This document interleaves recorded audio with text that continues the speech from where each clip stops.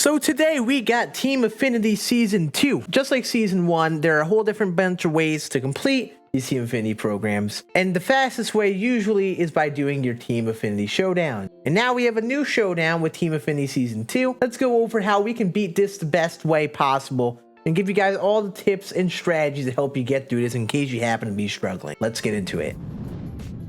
YouTube, what is going on? We are back today with another video. In case you don't know me, my name is Scan, and I upload daily, or at least near daily, MLB The Show tip videos to help you all get better at the game, things like that. So if you are brand new and looking to get better at MLB 21, come hit that subscribe button down below and check around the channel, see if there are other videos that you may enjoy that may help you get better at the game. I'll be making other videos on Team Affinity Season 2 and also the new collection that we got all this weekend, so make sure you sub and just in general hit that notification bell so you know whenever we upload a video. Also, do stream on Twitch, and I'll be doing a lot of this grinding on Twitch on stream, so if you like watching Twitch, want to hang out, watch me grind this kind of stuff online on stream, come swing by the channel down there in the description, come hang out with us. It is a fun time over there. But without further ado, let's get into our Team Affinity Season 2 Showdown, how we could beat this the right way. But we're gonna go play this Team Affinity Showdown. I'm gonna go through the draft process and who you should be drafting, the kind of mini boss and mini bosses you will be facing, just in general how you can prepare by playing these missions and things like that. Couple general tips. First of all, if you're someone who does struggle with Showdown typically,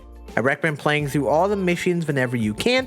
It'll make your life a lot easier. In case you don't know, the concept of Showdown is you have a final boss, and that's kind of the end all goal. And you could skip to it whenever you want to and skip the missions prior, but the missions will give you extra runs in that final showdown and make that final thing to beat a lot easier. And if you play a mini boss and lose the mini boss, then you have to start over from scratch.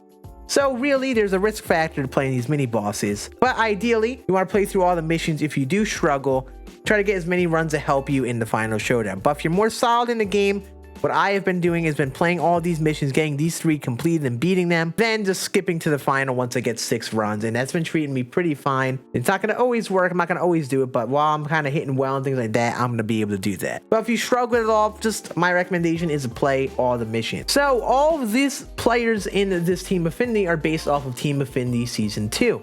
It's the same kind of trend as Team Affinity Season 1, but we're going to go into more detail about this one, who you're going to face. So the mini bosses should be all of the Legend and Flashback packs in the Team Affinity. And you look in these Flashback and Legends packs, the pitchers in here should be the pitchers you face in those mini showdowns, like your Craig Kimbrels and guys like that that are available in these packs. There's a lot of them. I have a whole list of them. Most of them are right-handed pitchers. The only 2 that are lefties are John Lester and Sean Doolittle. The rest of them are righties. So if you're someone who wants to draft for a sideness for that in those first couple missions and you have to play those mini bosses, try to draft lefties whenever possible, or at least hitters who are better versus righties. And the big bosses are the big Team Affinity guys, the guys available in these packs here. And most of them, again, are righties. There are only 3 lefties. Shane McClanahan on the Rays, Garrett Crochet on the White Sox, and Cliff Lee on the Phillies. Those are the 3 lefties. So you can first, when you're making that first draft, you could probably try to lean towards drafting left-handed batters, or at least batters who are better versus right-handed pitchers, to make your process a little easier in the entire showdown, because you're likely going to face a righty starter or whatever in these missions and bosses. That is one thing that can help you if you are struggling. But one thing we can do, I'm going to show you guys how you can prepare this. Obviously, your first draft is a key aspect of you doing well in the showdown. You got to choose the right players. But remember, if you're doing all the missions, you're adding silver hitter, gold hitter, Team Affinity 2 hitter, gold hitter, Team Affinity 2. You're adding hitters on the way, and this will fill out your lineup. So you should focus on drafting the right players after you do your draft. I'm going to show you what we can do with our drafts to kind of help this process. Let's go through a quick draft here first and just go through my thought process of who I'm picking. So there are 2 things I'm looking for in a player. Power. I want as much power as possible.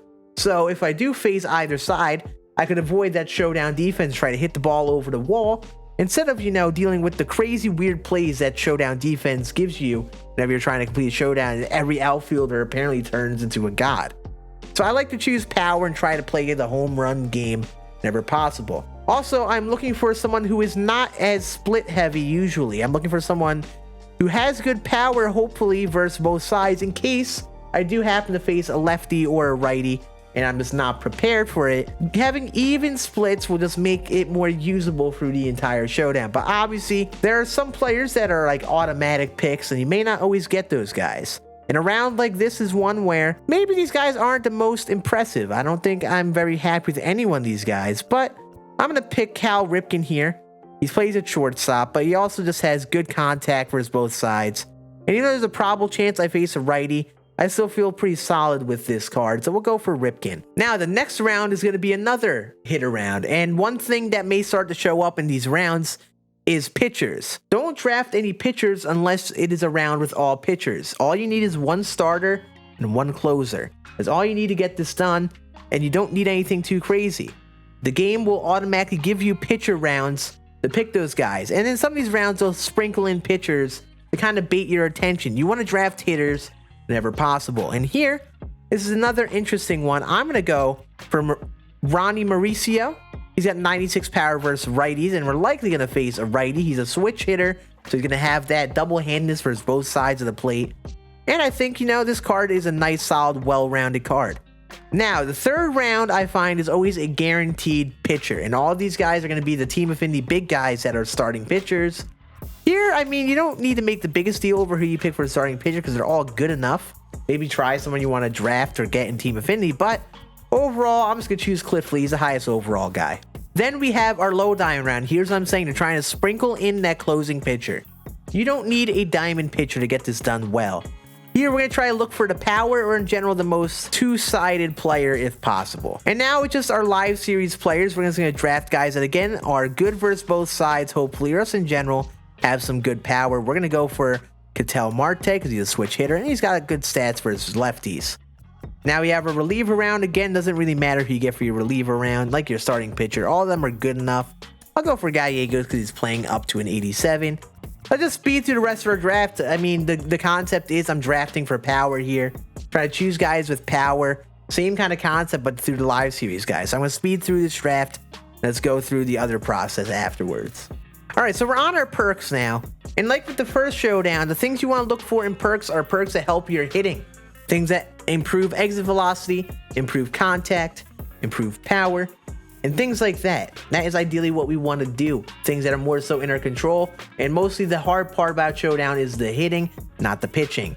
So in this example here, there aren't that many that'll help us here, but we're going to choose down but not out because we get contact boost while behind in the count. And here, Radhold actually isn't a bad perk if you have to choose it, but we're going to go for here hero time. We're going to go for the extra exit velo boost. Look for things like that help you. There are a bunch of perks that help you with it. Ideally, you want the least specific, the perks that will help you in the largest scale of Showdown that improve your hitting, like exit velocity, vision, contact, power, things like that. Now that we have our perks and we have our lineup, you see we actually got to face a lefty. On the bottom left, it shows you your final showdown, who your opponent is going to be. Like I said before, there are 3 teams that have lefties: the Rays, the White Sox, and the Phillies. If you face any of those 3 teams in the final showdown, you're going to be facing a lefty pitcher. So you want to try to choose hitters who are maybe righty batters, maybe guys that crush lefties. In any other scenario, you're going to be facing a right-handed pitcher. So here, we're actually facing a lefty, so when I'm doing this kind of thing, doing these missions, getting the silver, gold players, I'm going to choose players that are hopefully right-handed batters or just righty platoon guys who really do well versus lefties. And a good thing you can do is just double check what the mission is you are doing before you do it. When you have a goal that tells you to complete a hitting stat, like get a home run, get total bases, and things like that, I recommend just stacking your lineup with all good hitters, even if it means you're playing someone not at a secondary, because the goal is to try to succeed at the plate. I'm going to put all my good batters out there, and luckily I'm able to get them all into at least a secondary position. But overall, I just want to get any sort of big bats out in the lineup so we can get the hitting goals done as soon as possible and hopefully avoid pitching altogether. Also, a key with making your lineup, we want to stack our best hitters to the top, so I'm going to hit Mauricio second, I'm going to hit Ripken third, I'm going to hit Justin Upton cleanup, Glaber 5th. I want to stack all my best hitters at the top of the lineup so they're up as soon as possible and as much as possible. Remember, if you play the mini boss, chances are you're gonna face a righty, but there is a chance, I think, of you facing a lefty in this scenario. It's tough to guess because you can't see the mission until you get there, but the mini boss is very short. You only have to score 2 runs and there's a runner already on second. So you can get that done very easily. The missions aren't hard. I haven't really failed any of them yet, but just focus on getting the hitting goals done whenever possible. So in this one, hit a home run and don't allow a home run in the first innings. I'll just try to hit that home run in that first inning, stack my best hitters to the top, and try to focus on the hitting side. I'm going to skip to the final just to show you guys all the missions. As you see, they are very dependent on, the player. There's a few missions only that you have to pitch, where you need to pitch, but a lot of them are try to score a run without allowing a run or something like that. And the idea is to focus on your hitting. For example, you got this, you got to walk off the Mariners.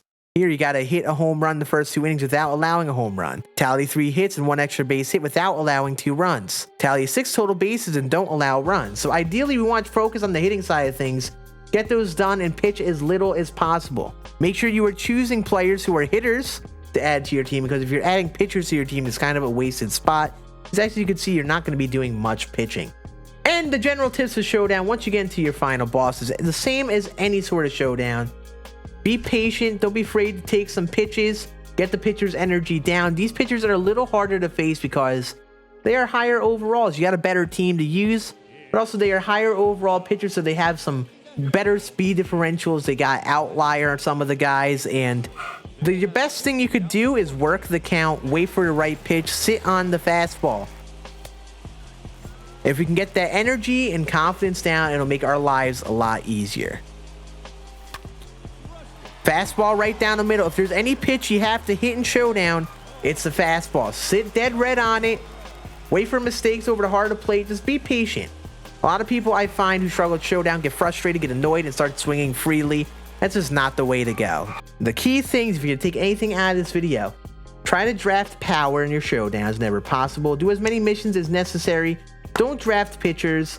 And pay attention to that final boss. Remember, if you play the White Sox, the Rays, and the Phillies, they all have lefty starting pitchers you're going to be facing in the final Showdown. So when you're choosing players to add to your team, don't choose guys who are lefties or suck versus lefties, because you can have a tough time completing the final Showdown.